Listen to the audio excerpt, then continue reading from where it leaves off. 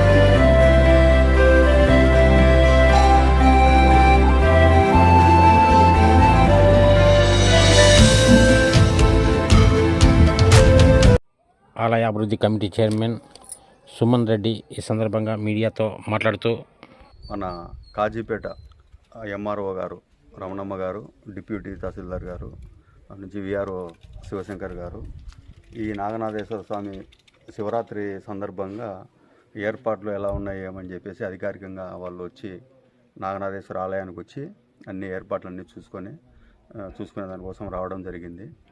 ప్రతి శివరాత్రికి ఈ శివరాత్రికి భక్తులు ఎక్కువ వచ్చేదానికి అవకాశం ఉంది. ఎందుకు అవకాశం ఉందంటే ఇంతకుముందుకి ఇప్పటికీ కూడా కొంచెం సంవత్సరం కొంచెం డెవలప్ అవుతూ ఉంది. ఆ డెవలప్మెంట్లో భాగంగా బాగా అందరూ కష్టపడి చేయడము. రెండోది ఈసారి ఈ శివరాత్రికి ప్రోగ్రామ్స్ వచ్చేసి ఉదయం నుంచి ఆదివారం ఉదయం నుంచి భక్తులు వస్తారు, పూజలు ఉంటాయి. తర్వాత సాయంత్రం వచ్చేసి రాత్రి 12 గంటలకు నేలమాలిగ దగ్గర అఖండలం వెలిగించడం జరుగుతుంది. రాత్రి 12 గంటలకు. 12 తర్వాత 2 గంటలకు శివపార్వతుల కళ్యాణం జరుగుతుంది తెల్లవారుజామున. అయిపోయిన తర్వాత ఇంకా ఈ ఆదివారం ఉదయం అల్పాహారం కూడా ఏర్పాటు, భక్తులకు ఎలాంటి ఇబ్బంది లేకుండా అల్పాహారం అయితేనేమి, మధ్యాహ్నం భోజనాలు, ఏమైనా వాటర్ సదుపాయము అన్నీ ఎలాంటి కష్టము ఇబ్బందులు లేకుండా అన్ని సదుపాయాలు అందరి సహకారంతో చేయడం జరిగింది. కాబట్టి ఎలాంటి ఇబ్బందులు లేకుండా జరిగిపోతుందని చెప్పేసి నేను ఆశిస్తాను. మా పుట్టా సుధాకర్ ఎమ్మెల్యే సార్ కూడా ఫోన్ చేసి భక్తులకు ఎటువంటి ఇబ్బందులు లేకుండా చూసుకోమని చెప్పేసి మాకైతేనేమి అధికారులకైతేనేమి అందరికీ ఆయన గారు కూడా చెప్పడం జరిగింది. మా ఎమ్మెల్యే గారి సహకారం ఎంతో ఉంది, ఆయన సహకారం మరోలేము. ఆయన లేకపోతే ఈరోజు మామూలుగా వాస్తవంగా అయితే అంటే పార్టీలని కాదు కానీ ఆయన ఇంత ముందు కంటే కూడా ఆయన ఎక్కువ చొరవ తీసుకొని ప్రతి విషయంలో కూడా జాగ్రత్తగా అధికారులకైతేనేమి మాకైతేనేమి కార్యకర్తలకైతేనేమి అందరికీ చూసుకొని ఎలాంటి ఇబ్బంది లేకుండా చేయడం చూసుకోండి అని చెప్పేసి ఆయన ప్రతిసారి మాకు చెప్తా వస్తున్నాడు. కాబట్టి ఎలాంటి లోటుపాట్లు లేకుండా ఖచ్చితంగా 100% సక్సెస్ అవుతుంది.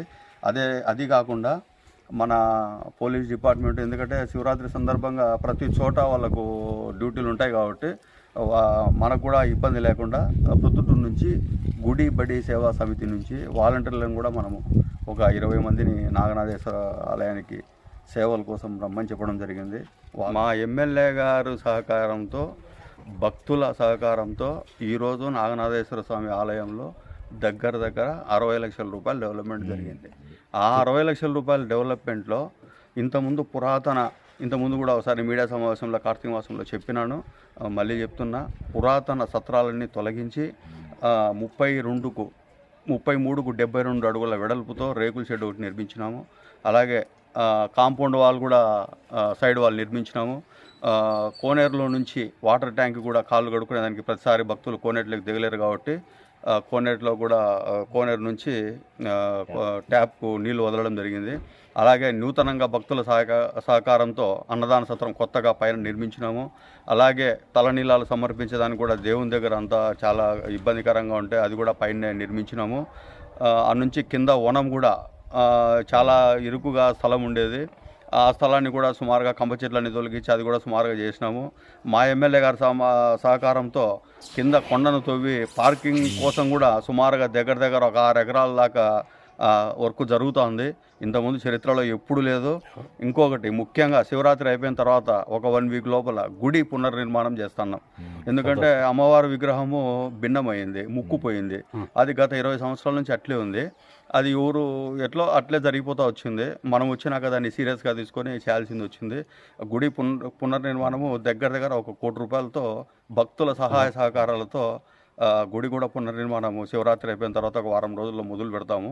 ఇన్ని రోజులు పర్మిషన్ రాక లేట్ చేసినాము. ఇప్పుడు పర్మిషన్ కూడా వచ్చింది విజయవాడ కమిషనర్ ఆఫీస్ నుంచి.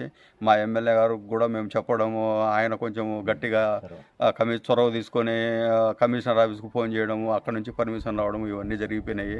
ఇంత డెవలప్మెంట్ కారణం ముఖ్యంగా మేము గుర్తు చేసుకోవాల్సింది మా ఎమ్మెల్యే గారినే. ఎందుకంటే ఈరోజు శివుడు మాకు దేవుడు. ఈరోజు మేము శివునికి మేము ఇంత చేసుకోవడానికి కారణం మాకు అవకాశం కల్పించడం మా ఎమ్మెల్యే పుట్టా సుధాకర్ యాదవ్ గారు. ఆయనకు చేతులు జోడించి నమస్కరిస్తున్నా. ఖచ్చితంగా ఇదే కాదు, ఇంకా చేసేది చాలా ఉంది. ఇప్పుడైంది 10%, 90% డెవలప్మెంట్ ఉంది. ఎందుకు అంత గట్టిగా నేను చెప్తానంటే, ఈ రోడ్డు కూడా సిమెంటు రోడ్డు సగం పెండింగ్ ఉంది. ఆ సగం కూడా మా ఎమ్మెల్యే గారికి చెప్పినాము, ఆయన మాట ఇచ్చినారు. ఆ రోడ్డు కూడా వచ్చే కార్తీక మాసంలో కల్లా కంప్లీట్ చేయాలని మేము అనుకుంటున్నాం. సాధ్యమైనంత వరకు కంప్లీట్ చేస్తాం. రోడ్డు చేసి గుడి పునర్నిర్మించి మా సుధాకర్ యాదవ్ గారికి ఆయనకు మంచి పేరు తీసుకురావాలని మేము మనస్ఫూర్తిగా కోరుకుంటున్నాము. ఖచ్చితంగా చేస్తాం కూడా. దీంట్లో ఎలాంటి స్వార్థం కానీ ఇంకోటి కానీ లేదు.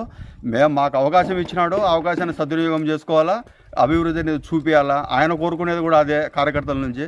ఖచ్చితంగా సుధాకర్ అన్న గారు, మీకు చేతులెత్తి మరోసారి అవకాశం ఇచ్చినందుకు మీకు నమస్కరిస్తున్నాను. మీరు ఏ విధంగా అయితే అనుకున్నారో ఆ విధంగా మేము ముందుకు పోయి మీకు చెడ్డ పేరు రాకుండా మేము అభివృద్ధిలో భాగంగా చేసి మీకు మంచి పేరు తీసుకొచ్చడానికి ప్రయత్నం చేస్తామని మీకు సవినయంగా చేతులు జోడించి నమస్కరిస్తున్నాను.